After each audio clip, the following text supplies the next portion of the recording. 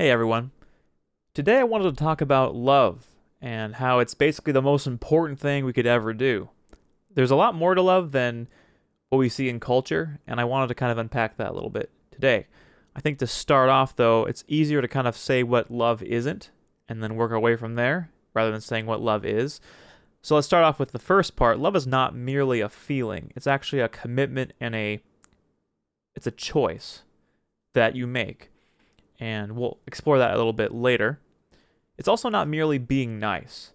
You might recall in a previous video I talked about default to kindness, but being kind is not the end all be all. Sometimes you have to do the more loving thing instead of the nicer thing. You have to say hard truths instead of saying the polite thing. There's a really great piece by David Platt that I want to share with you, and this is definitely worth checking out, so I'll share the link to this. But it's on Proverbs 27:6, which says, "Faithful are the wounds of a friend, profuse are the kisses of an enemy." And a way to kind of understand that is we need friends who will help us see things to which we are blind. We need friends who will provide constructive criticism for our good. So if you only had friends that were sort of yes men and coddled you and only told you things you wanted to hear, I wouldn't really consider those friends. This proverb even goes as far as to say that that's the action of an enemy.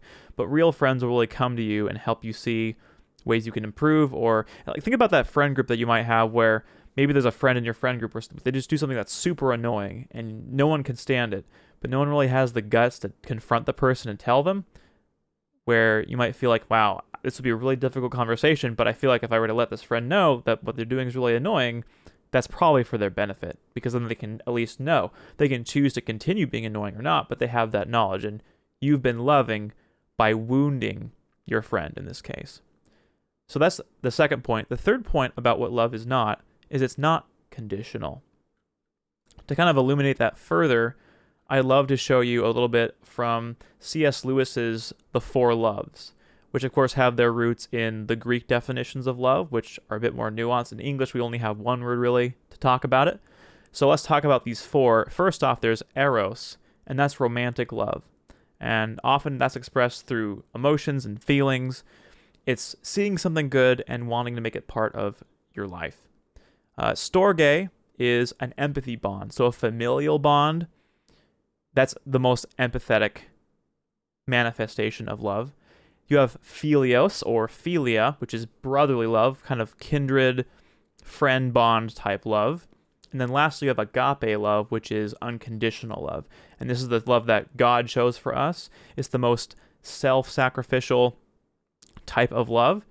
And this is the kind of love that we should be embodying. Here's another helpful visual illustration for kind of how the four loves commingle and how they interact.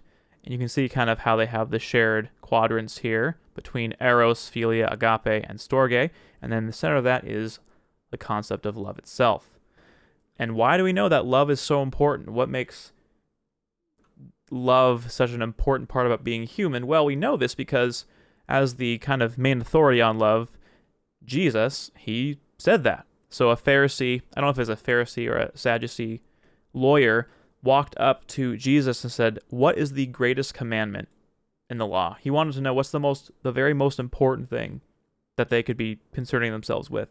And Jesus said unto him, "You shall love the Lord your God with all your heart, with all your soul, and with all your mind.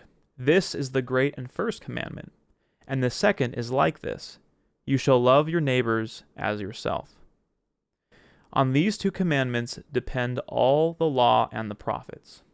So that is how important loving people is, including loving God. So I hope that kind of paints a picture for how important love is and took a more nuanced approach to what it means to love and the different kinds of love. I would love to hear your thoughts on this. How have you found loving people have profound influence in your life or lack thereof? I would love to hear about that. And in the meantime, I'll see you guys on the next video.